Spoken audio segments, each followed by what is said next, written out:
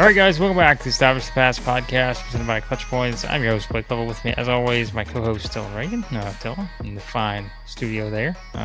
Getting ready for some predictions, Dillon. Make our end-of-season 2023 NFL predictions. And a lot of these we were trying to come up with because, as we know, not many games left in the 2023 NFL season. We start to look ahead, kind of make some predictions on what we think is going to happen, as things are just wild when you look at the playoff race on both sides, both the NFC and AFC. So should be interesting to see kind of where our heads are on both of these, Dillon, because coming up with these, not easy, but yet there are some pretty wacky scenarios that kind of are going to involve how our predictions play out here. So yeah, it allowed us to get pretty flexible with this in terms of just how many teams are still in it, the amount of different scenarios that can kind of break down, and some teams that are in places that we didn't expect, whether it be positive or negative, that by the end of it might shake out kind of how everyone thought the whole time. So yeah, it was fun coming up with these, trying to do some things that aren't the easy choices. Like, for example, we're going to predict the number one seed in the AFC. It's not going to be the Ravens. That's the cop out choice. Obviously, they still have a tough schedule, as we'll get into. But overall, yeah, it's going to be a really fun final 3 weeks of the year. Always excited for this time of year for the NFL. But I feel like, especially this season, it feels like just the amount of teams that are in it makes it more fun. I don't think the Giants will get in, unfortunately, Blake, not predicting that. But the fact that they still have playoff odds, I forget who tweeted that today. They have playoff odds still, or they still technically can make the playoffs, and they have a chance to get the number 2 pick. So, I mean, everything's in play here for a number of teams. But yeah, it should be kind of a fun way to look at the next 3 weeks, and a lot could change by the time if you wait to listen to this after week 16, some of these might no longer work, but others probably will. So it should be kind of a fun exercise here. all right, we're going to start in the AFC East because, as we know, the Dolphins are in the driver's seat right now at 10-4 as we record this. The Bills are at 8-6, but the Bills got themselves some momentum, some might say, after beating the Chiefs on the road, come back and take it to the Cowboys. Now they get the Chargers, Patriots, and then the road game against the Dolphins on January the 7th, which is prediction number 1 here, Dillon, that the Bills are going to catch the Dolphins to win the AFC East. Again, the Dolphins 10-4, Bills 8-6. But the setup is interesting, isn't it? Because these two teams are going to play in Week 18, and when you look at the final schedules, could very well shape up to be that the Bills actually win this thing, despite very ups and downs for the Bills this season so far. Yeah, it's kind of all played out the last few games exactly how Buffalo could have envisioned, after everything had gone exactly the way they hadn't envisioned prior to this. The amount of losses they've had against, a lot of tough competition, a really tough schedule this season, but nonetheless, games that I'm sure looking back, they feel like they could have had. Obviously, we always talk about the Broncos one where they too many men on the field, but it goes beyond that. The Eagles game, I'm sure looking back now, if they played them this week, they'd probably be favored with the way they're playing and the way the Eagles are trending. But now they're still firmly in it. And yeah, they've got through this tough stretch. It was the part of the schedule we looked at and we're like, it's brutal, but they're going to have to win some of these games. They found a way, obviously, the last couple of weeks, beating the Chiefs, absolutely blowing out Dallas this past week, running the ball the way they did. The way that they did it, I think, was as impressive as anything for the Bills. And now, at the Dolphins game that ends up being the kind of key one that lets this scenario play out or still have a chance is them losing to the Titans on Monday night when they're up 2 touchdowns late in the game, and Will Levis and the squad brings them back. They go for 2 and they get it, and find a way to win that game. And at the time, you're like, well, the Dolphins still, maybe that cost them the 1 seed, but still feeling pretty good. But now with the way that Buffalo's responded, winning against the Cowboys, the fact that they get the next couple games here against the Patriots, I think the Chargers this week, right? So I mean, especially the Chargers are playing right now. I think the Bills are like 11-point plus favorites. Patriots, I know they lost him earlier this season. I think at home, it's reasonable to expect they'll win that game. So yeah, it does set up that it'll be in Miami, right? But if Miami just loses one of their 2 games to Dallas and Baltimore the next 2 weeks, which isn't a crazy thing, they haven't beaten, any. I think they still maybe have just 1 win over a team over 500 on the season. Kind of a crazy way that Miami's got to this point. So it's playing out where Buffalo will be only a game back going into Week 18, and to pick the Bills to win the division at this point, not a crazy thing. It's only possible in my mind because of that Titans game. It's the one, if you're a Dolphins fan, I think you look back at that was the chance. You're probably going to split these ones against Dallas and Baltimore the next couple of weeks. If you do that, you still would have had a chance to clinch it without having to beat Buffalo Week 18 now. the way the Bills look, man, I don't know. Obviously, Tyreek's health will play a big factor. Be a fun game regardless. But I mean, they smacked down Miami obviously earlier this season. We'll see what Mike McDaniel has cooking with some adjustments there. But the way Buffalo is also running the ball. And the way the defense looked against Dallas too, that's the thing for me. It looks like things are kind of coming together for this team, and they've always been good. We talked about how their turnover luck this year has just been brutal. And now when they're not turning the ball over, they're running the ball efficiently, not making Josh basically be a superhero every single time. It's led to Buffalo getting, even if they don't win the division, even though I think, we're predicting here that they will catch the Dolphins for it. I still think that the Bills, the fact that their playoff odds were under 20% at one point, I think now they're 67% on FTN Fantasy, Aaron Schatz' DVOA playoff odds. So they've gotten themselves in a good spot that even if they lose that week 18 game, they're feeling pretty good about getting the playoffs. And I don't think anyone's going to want to play the Bills. If you're a division winner and you drop Buffalo, that's a whole AFC strong, but that's a really tough one that you're not going to be looking forward to. Dolphins' best win. Can you just guess it off the top of your head? Man. Oh, gosh. I think of all the games they've barely lost, I mean, like the Chiefs, they almost came back. You're saying this the team with the most wins they beat? I know they played the NFC East, right? And they still have Dallas left. They lost the Eagles. So the Commanders and Giants wins aren't going to do much for you. I don't know. I really, off the top of my head, I can't get it. The 7-7 Denver Broncos, who they beat 70-20. That's the best win on their schedule at this point. They have beaten the Chargers. They have beaten the Patriots twice. They've beaten the Giants, the Panthers, the Raiders, the Jets twice, and the Commanders. Gosh, golly. Yeah, I'm not knocking the Dolphins. I'm just pointing out, these are just facts, right? Like this facts, is, yeah. So it's wild to think about. Like they are 10-4, but that's the list. So they've beaten the teams in front of them. And like you said, close games elsewhere against the Chiefs and the Titans. So we'll see. This is the make or break part of the schedule for a reason, and we'll see if it turns into a division championship for the Miami Dolphins. But it will be a tough road to get there with the Cowboys, Ravens, and Bills. So we'll see what happens on that one. All right, let's go to the NFC for our next one here. The number of teams that make the playoffs in the NFC West. This has been a theme, I feel like, in recent years. One year we were trying to get 4 teams in the NFC West in. That didn't wind up happening. I don't remember what year that was. But the prediction, though, is that could 3 Dillon NFC West teams make the playoffs after the Seahawks get that wild win over the Eagles on Monday Night Football. Could shape up that way. We know the 49ers are in good position. Obviously, we'll talk more about them maybe here in just a second. And then, of course, you look at where the Rams and the Seahawks are now. It sets up for an interesting spot to where, that could be 3 NFC West potentially making it to the elimination round. Yeah, it's a more bold prediction probably than some of the other ones on here, just because it's going to take a few funky things going on with, in particular, the teams in the NFC North. I think it's more likely that we get one, either the Seahawks or the Rams in, along with either the Vikings or Packers at this point. Things could get a little different if the Saints beat the Rams, which by the time you listen to this, will be game day for Saints-Rams on Thursday night. So things could change quite a bit with the calculus here, but if the Rams do win their next 2, which are against the Saints and the Giants, Seahawks have the Titans, and I'm blanking on the next game after that. Not an overly difficult opponent, I believe. The Steelers. So we'll see how that one goes. We'll see. Pittsburgh hasn't looked too great the last couple of weeks. There's a decent chance both those teams will be 9-7 going into the final week. I believe the Vikings and the Packers have the tiebreakers, just based on conference record mostly. Packers did beat the Rams as well.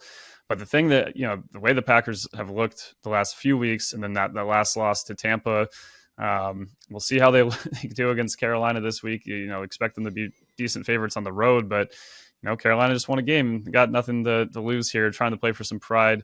Things to get a little funky. The Vikings have to play the Lions. If there is a scenario where the Vikings and Packers lose this week, and then the Packers beat the Vikings in week 17, at that point, both those teams are down to 9 losses, and kind of sets right up for the Vikings or Seahawks and Rams somehow to both get in.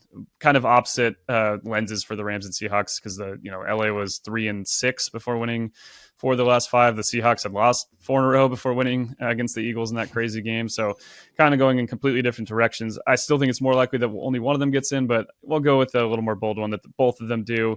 Just I've not the Packers at times have been really fun to watch this year with Joe Barry, or with Jordan Love, but with Joe Barry's defense, things have kind of fallen off there. Do have a another part we'll get to at the end about Joe Barry and the Packers and how that defense, outside of their game against Brett Rippon and the Rams, how brutal they've been on that side of the ball and how that's kind of cost them. And on the flip side for the Vikings, yeah, they had that nice stretch with Josh Dobbs playing, and the defense overall has been a somewhat of a revelation with the way Brian Flores has coached them up with, one of the highest drop 8 rates in the league, as well as one of the highest blitz rates. But on offense, they've become kind of brutal the last few weeks. A tough game, tough loss to the Bengals there. It's just kind of trending where, at least one of them I think will for sure fall out. Whoever wins or whoever loses that Vikings Rams game in Vikings Packers game in week 17 for sure probably not going to get in, but definitely kind of trending where I think if you're a team with in that 3 or 4 or 2 seeds kind of area in the NFC, who would you rather face at this point? I'd probably say the Packers and the Vikings at this point than the Seahawks and Rams, but we'll see. Seahawks, there's no guarantee the Seahawks with a little bit easier schedule win out, and the Rams could in week 18 fall and still lose a tie break. We'll see if the Niners have anything to play for at that point. They could wrap up the 1 seed by then, but Shanahan might not want to let the Rams in the playoffs. So a lot of fun stuff. The NFC definitely a little more, as from the Rams' point of view, would have liked the Seahawks loss to the Eagles, would have helped them out a little bit with those scenarios, but they still got to take care of business. And the Rams though have obviously looked pretty good the last few weeks. It's been fun this whole year, obviously for me. Didn't have many expectations for that team. The defense has come around a lot. I know you were higher on them early on. I should have gotten the bandwagon with you early. I always was going to root for them, but didn't have. I was always looking ahead to 2024 season more so, and I still think that's going to be a pretty promising year for them. Let me take a moment to tell you about our tremendous sponsor, HelloFresh, America's #1 meal kit. Football season is winding down, which means the new year and New Year's resolutions are right around the corner. Whether your resolution is to save money, eat better, find a new quarterback, or stress less, HelloFresh is here to help you do all 3. Say hello to the most delicious year yet with fresh ingredients and chef-crafted recipes at a price you'll like delivered right to your door. They say breakfast is the most important meal of the day, and HelloFresh agrees. In fact, they're giving all subscribers free breakfast for life.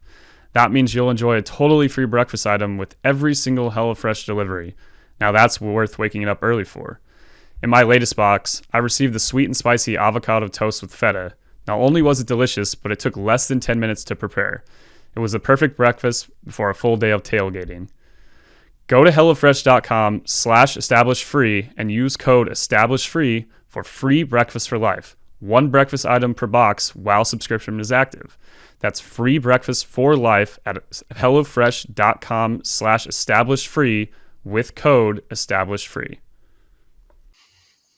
Speaking of the Rams, let's get to everybody's favorite part of the NFL. And that's, of course, that it's scripted, right? So one of our predictions, this is a great one. But the NFL script writers will give us the Rams in the playoffs, but they will give us an opponent as well that just fits exactly the way it should. The Rams and the Lions, Dylan, are you ready for that playoff game? Let me just tell you, in fantasy football, if you played against Jared Goff this past week, like myself, you were not ready for the Rams-Lions playoff game because Jared Goff said, I don't care that you won your regular season fantasy championship. I'm sending you out of the playoffs in round 1. And maybe that's what he does to the Rams for the improving Lions who just continue to when they flex their offensive strength, man, they are something. So that was a nice response by the Lions after a few weeks where it had gotten kind of, a little bit tougher watched on. The offense kind of got clunky. The defense was giving up tons of yards. So statement win for sure on Saturday against the Broncos there.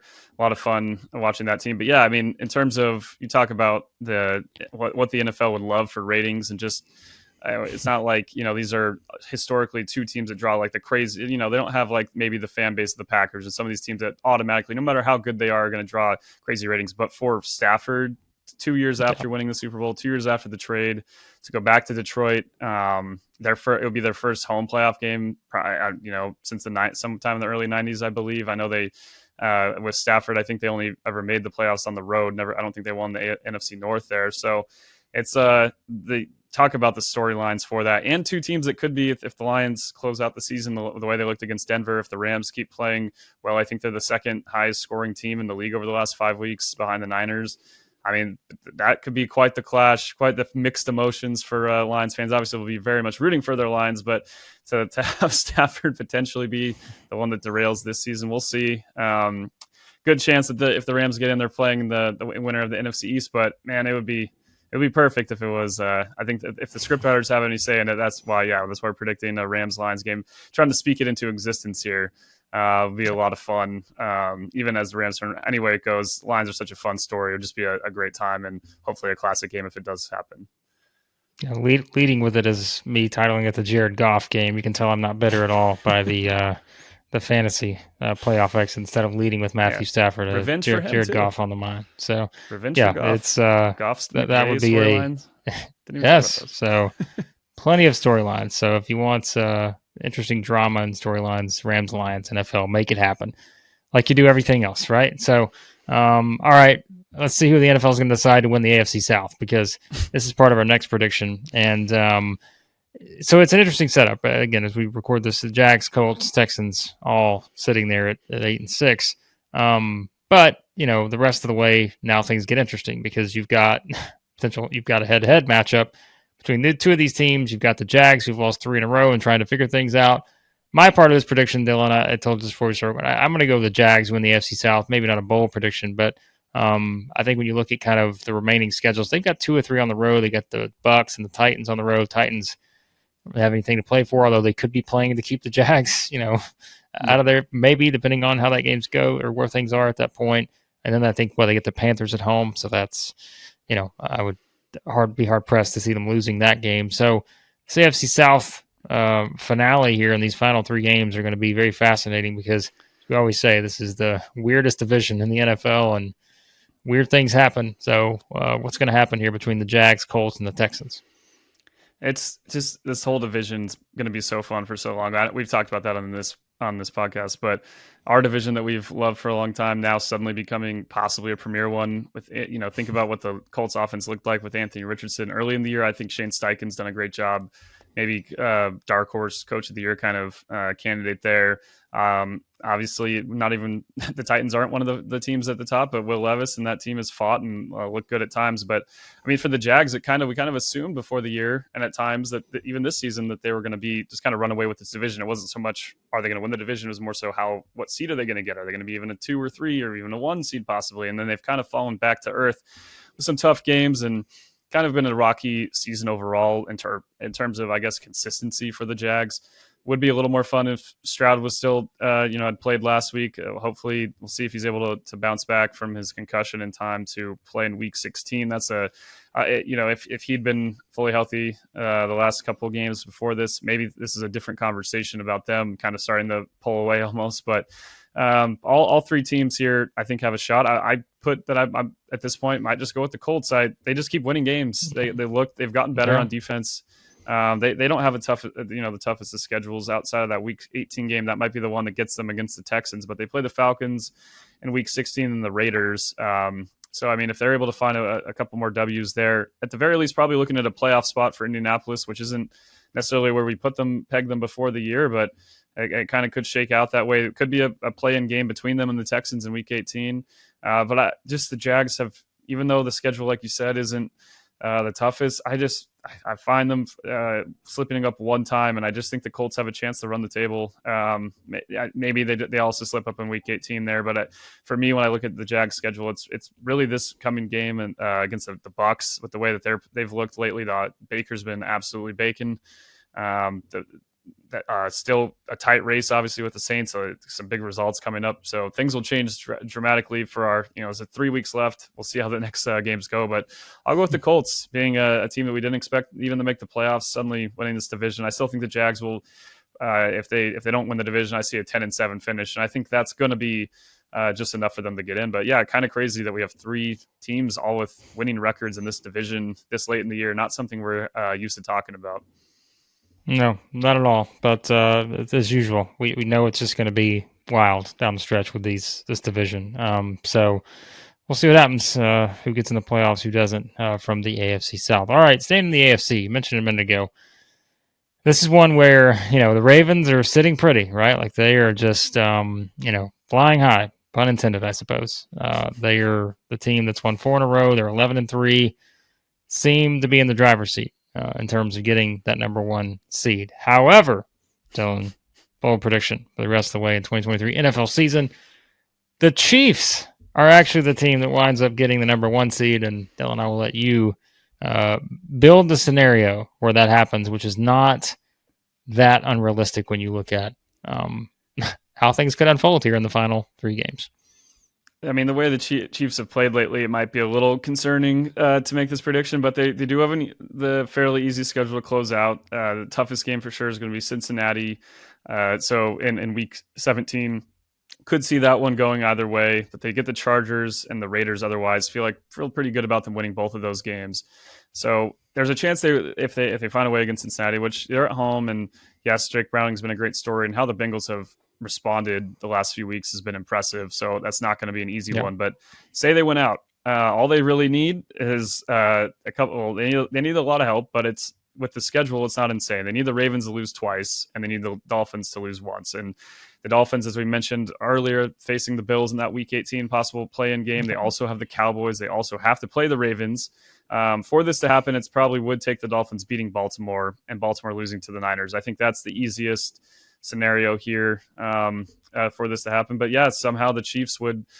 They hold all the tiebreakers according to at least ESPN's playoff machine. And I'm sure if we dove into the exact mechanisms, obviously they beat the Dolphins, but it'd probably come down to more so their conference record and maybe even strength of victory, that kind of stuff. I know that's the difference for what could happen in the NFC East if the Cowboys and Eagles both went out. But yeah, it's kind of how we thought things would eventually pan out, and this would be like, wow, the NFL really just everything falling in the Chiefs' favor again, as it has many times.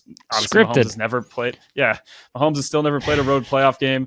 As I mentioned to you before we started recording, I don't want this prediction to happen, but I just have a feeling it's all going to kind of fall into place, because Baltimore's looked great, but they, a couple plays go differently. They lose that game to the Rams. Jaguars game had some weird moments, some weird clock management, missed field goals from Jacksonville. Could have been a lot closer than the final score. Injuries starting to kind of become concerning for the Ravens with, Staley just can't, Ronnie Staley continues to have injuries, keep Mitchell out for the year. Overall, obviously Mark Andrews, the injuries there. On defense, some guys have got banged up. It's just the attrition of it. If they find a way to beat Baltimore in week 17, they're probably still going to get it. I just have I think if we're, when we do our actual predictions, we'll put them up on the website as we always do. I'm going to predict the Niners to beat the Ravens this week. So then you're going into that Dolphins game, could be kind of the critical one. But it might just all look Kansas City again. I don't want it to happen. I'd love to see just Mahomes in at least one road playoff game, even if it's not the first round. It's not going to be the first round because they're going to, the division's all but locked up. It might actually already be locked up, but I still could see this happen. It still feels very possible because the Dolphins haven't looked overly, we have, as you mentioned, their most impressive wins of the year haven't really stuck out. So we'll see, man. It's going to be a wild final few weeks. Hopefully though, the Ravens or someone steps up and keeps the Chiefs out of that 1 seed and proves this prediction wrong.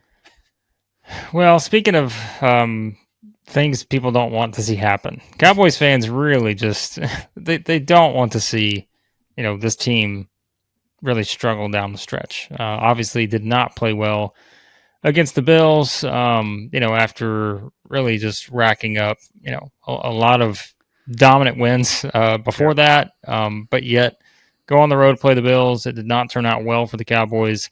And so everybody's okay. Is this just a one-game thing? Are there connections back to like the 49ers game? They lost that game on the road to the Eagles. That was much closer, but could the Cowboys struggle down the stretch here and possibly, not win the AFC East? Of course, it's possible because both teams have the same record right now. But Dylan, that is going to be our prediction, unfortunately, is that the Cowboys will once again come up short in the NFC East race. And as you're going to note, all about tiebreakers here and how this could play out. And still, the Cowboys have to play that game, like we talked about, on the road against the Miami Dolphins, and they don't have an easy game in week 17 either against the Lions, even though that one is in Arlington. Yeah, that's the thing that obviously the trend is kind of for Dallas, unfortunately, has been they've had some dominant home wins. I mean, blowing out the Eagles, blowing out the Rams, a lot of interesting year where they've had I think the only really premier game that ended up being close was when they lost at Philadelphia. Getting blown out in San Francisco. Now this game in Buffalo, I just want them to have one a competitive, fun game where both teams are in it till the end. But yeah, it's kind of unfortunately that loss to Buffalo, I think it could end up being the difference. Obviously, not a conference game, not a division game, but when you look at the schedule here, especially for Eagles, I know the Eagles are struggling a ton, and there's a lot of their fans are mad, rightfully, but they got the Giants twice. And then they also have in week 17 the Cardinals. So I mean, you're looking at 3 games that the Eagles should win, and if they win out, they the strength of victory tiebreaker, because I think they'll have even division. Say the Cowboys and Eagles both win out, they'll have even division records, even conference records, all the first few tiebreakers. Eventually, we get the strength of victory, and the Eagles have a big lead there. There'd have to be kind of a drastic shift of other teams' games, have teams that Dallas has beat, like winning out, and teams that Philadelphia's beat that aren't the same ones losing out. For that to change. So it's in a prime position where I think, unfortunately, the Cowboys are going to probably have to play on the road in the playoffs again. I know last year they found a way to beat Tampa, but then came up short against San Francisco. This year, 7-0 at home, 3-4 on the road. It's just they look like a different team when they're not in Arlington. And that game against the Lions could be big, and a possible second round playoff matchup. If the Cowboys finish with a 5 seed, I'm probably still, even with their road struggles, picking them to beat whoever wins the South. But we could end up lining up with them playing Detroit again, and it could be a fun game. But the fact that I think out of those 2 against Miami and against Detroit, it's not unreasonable. I think they'll drop one, and even with the Eagles' remaining schedule, that would be enough to where it's unlikely that they'll get in. If the Eagles do lose a game to one of I think the Giants, if they lose to one of those games and they do tie, then I think Dallas would get it with the division record. So maybe there's a shot there, but I'm not predicting it. I think Dallas, despite at times this year, I believe before the year we both picked them to make the playoffs. I think you picked the Eagles to win the division. I had Dallas, but I'm going against my own prediction. With this one, where I think they're going to ultimately have to be on the road again, and might mean that they're playing in Detroit in the second part of the playoffs, or in Philly, or in San Francisco, and that's been the problem time for this team. And we'll see if they can step up and change some of the narratives around them. But similar, I mean, they beat obviously they've had some better wins than the Lions, or not the Lions, the Dolphins, but a similar team from the NFC side where you just feel like they haven't been the most dominant team given their record. So should be a fun game this week with them and the Dolphins. A really interesting matchup to see how those 2 teams pan out, and how in particular this Cowboys offense responds after a pretty brutal game up there in Buffalo. Yeah, speaking of the Cowboys, still technically in the race for the number 1 overall seed in the NFC, but our next prediction is not that the Cowboys are going to get that, because we have them coming up short in the NFC East race, and it's going to involve another team, and you just mentioned it. Boy, would the Cowboys hate to go on the road and play a playoff game against San Francisco, because last time we saw that set up earlier in the season did not go well. And the Niners right now 11-3. You've got the Cowboys 10-4, Eagles 10-4, Lions 10-4. But Dylan, this prediction, forget the 10-4 teams, because it is that the 49ers will clinch the top seed before we even get to week 18. So usually, again, looking at the schedule, seeing how things set up, maybe you think it's going to go down to the wire. This one may not be the case. The Niners, as mentioned before, they're going to play the Ravens on Christmas. Then they're at the Commanders, and then they host the Rams to finish the season. But forget the Rams game, Dylan. Niners lock this thing up before we even get there. Yeah, I think it's very doable. I'm just doing a last second check here to see if the Lions, they have the tiebreaker there. So I think if they just win their next 2 games, regardless of other results, now that the Eagles and Cowboys, different teams, have had enough losses, they have enough for the tie breaks where just beat the Ravens game's gonna be really tough. Obviously a great. That couldn't have asked for a better matchup there for the NFL in terms of scriptwriters on Christmas night, with all the competing with the NBA for eyeballs at that time. And then the following week, feel pretty good about the Niners beating the Commanders there. So you're looking just win those 2 games and they have it locked up. That would help out the Rams potentially, as we kind of alluded to earlier, with potentially needing to win the Week 18, depending on if other teams there's not enough losses from some of their other playoff teams in the race with them. We'll see if Shanahan would actually bench his guys. Might be kind of tough decision when if you clinch this early and have a week off plus another week off already built in with the 1 seed. Would they want to get the guys in for the first half, whatever it would be? Do you want to try to keep out obviously a big rival? They have a long regular season, I should point out, winning streak against the Rams, not in playoffs. But I think they have been just absolutely dominant the last few weeks. Since the bye week, they came back out with a vengeance. Some minor nicks and bruises and injuries that they're going to see. So maybe we will see some after the Ravens game. If they find a way to win that one, maybe they'll manage things a bit differently in Washington. The Commanders look like they're kind of, starting to pitter out a little bit. But yeah, I mean, the comparison that brought up the stat put in here from Aaron Schatz, the 49ers the last 3 weeks, they're the third team ever, and I believe since they've had DVOA stats from, I think it goes back to like the early 80s, third team ever to put up 3 straight wins with DVOA over 70%. Basically means they just dominated the game on both sides of the ball. I mean, the final score doesn't always indicate exactly what that means, but on a play-to-play basis, what they're giving up on an average yards per play and depending on the situation, they just dominated. But yeah, the only third team to do that. The other two, the 89 49ers, who I forget the exact final score, but I know they blew out the Broncos with like 50-something points in that Super Bowl 24. And then also we have the 96 Packers, the Brett Favre Super Bowl team that beat the Patriots and had a pretty dominant overall season, and maybe not as much of a dominant Super Bowl there. So yeah, it's 49ers definitely just firing all cylinders. Hard to imagine them, honestly, like with the way the NFC is kind of looking at the moment. Hard to imagine them if they lock up the 1 seed. Even if they did lose to Baltimore, it's probably still going to lock up the 1 seed. I don't see them being anything under a 7.5 point favorite until the Super Bowl. Honestly, unless they lose, right, obviously they could. But like if they host Dallas right now, if they host the Eagles, the Lions, any of these teams, I think they're probably in that 7-ish range.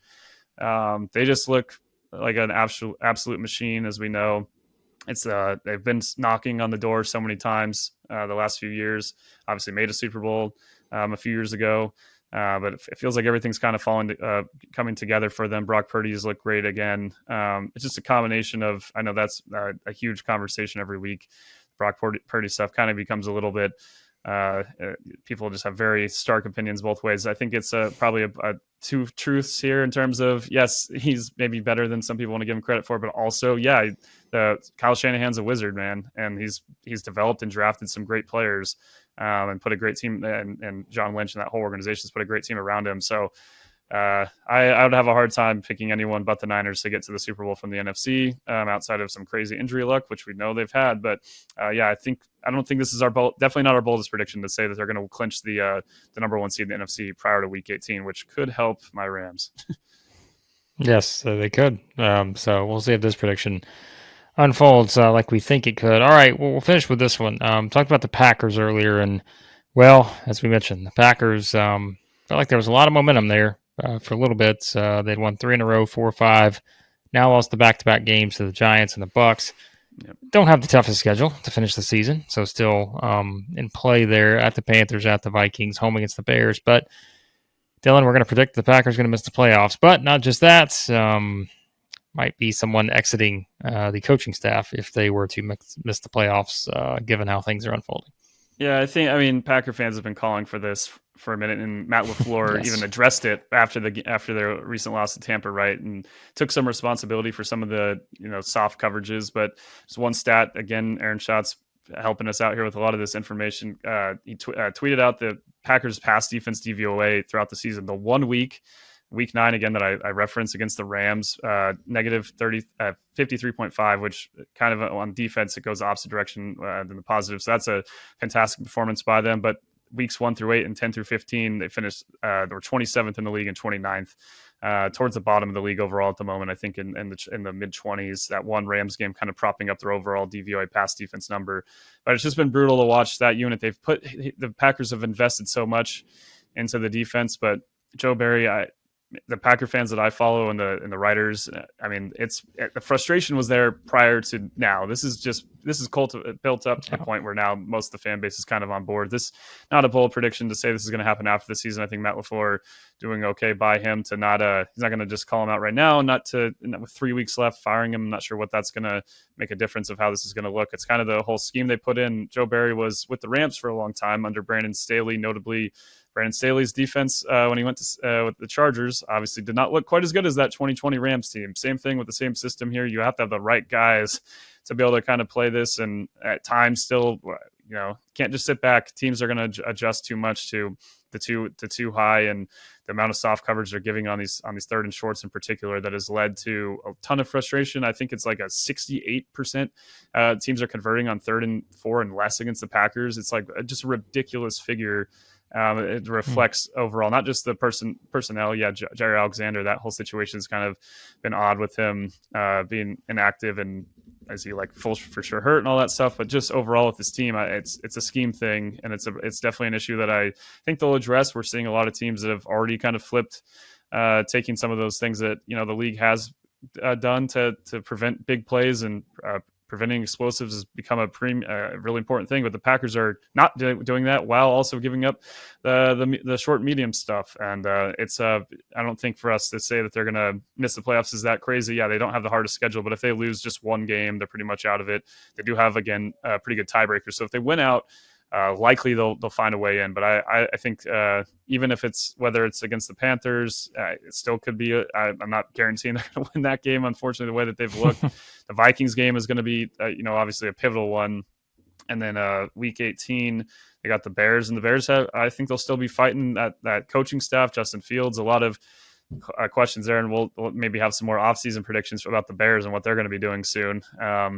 We did talk a bit about Caleb Williams in our last episode and the likelihood of him ending up in Chicago. But the Packers had a lot of, and I think there's still things to be optimistic about, even if at times Jordan Love hasn't looked fantastic overall this year. I'd say that it was a pretty impressive year for him, and maybe the year that some people wanted him to have last year if they'd given him maybe a few more reps and a chance ahead of time to kind of get this thing going a little bit. But they waited just as long as the Packers did initially with Aaron Rodgers, right? And we'll see how it all pans out. Not going to put the pressure on Jordan Love to try to continue this QB legacy that the Packers have from Favre to Rodgers to him. But I think overall you'd look at the season for him as a net positive. Now it's about figuring out some things around him. A lot of young guys in that team. So I think I still feel good about the Packers moving forward. But this year it's probably going to have to, I think if they're going to make some changes in the coaching staff, it's going to be on the defensive side in particular. All right, Dylan. 8 predictions. We grouped 8 together here. What's the chances we go 500 or better?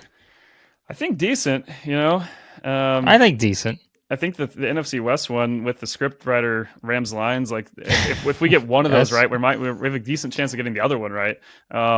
So AFC South, we get a good shot at that. Well, I guess one of us would get there. I picked the Jags, you picked the Colts. So one of us would get this right. Unless the Texans just, we'll take that as an auto win. But give us one automatic. I'd say the latter 3. I feel decent about the Niners clinching before week 18, the Packers won, and the Cowboys not winning the NFC East.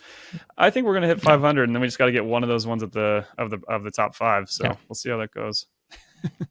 We'll see how it plays out, but we will keep tabs, and I'm sure our listeners will as well, to make sure we get as many of these right as possible on our predictions here to finish up the 2023 NFL season. And of course, Dylan, lots of coverage over at Clutch Points to get everybody ready for this stretch run of the season. Let everybody know where they can find all that. Yeah, you can go to the Clutch Points app to the NFL section there. Tons of news, tons of still fantasy coverage for any of you still in the playoffs. All that good stuff. Predictions, looking ahead at free agent targets for teams that are getting eliminated from the playoffs, draft targets. We're already looking quite ahead for if you're a fan of any team that's been eliminated. We've got you covered too, but go to clutchpoints.com as well to the NFL section there. Tons of stuff. We'll have mock draft stuff soon. It won't be long till, once we get past the regular season for any team that missed the playoffs, we'll do all of our looking ahead to what the moves teams need to make, biggest needs to address. Tons of good stuff. Tons of new, things being covered in the moment right now. It's a fun time of year, and the NFL, like you always say, it's all 24/7, all season, 12 months a year. Even when we get past this, savor this really fun time of the season and before the playoffs. But it's never going to slow down for us, and we'll have it all covered at Clutch Points. Yep, check it all out there. And as always, be sure to subscribe to the podcast, any podcast app you use. Search for Establish the Pass. And thanks as always for listening to the podcast. And we'll talk to you next time here on the Establish the Pass podcast.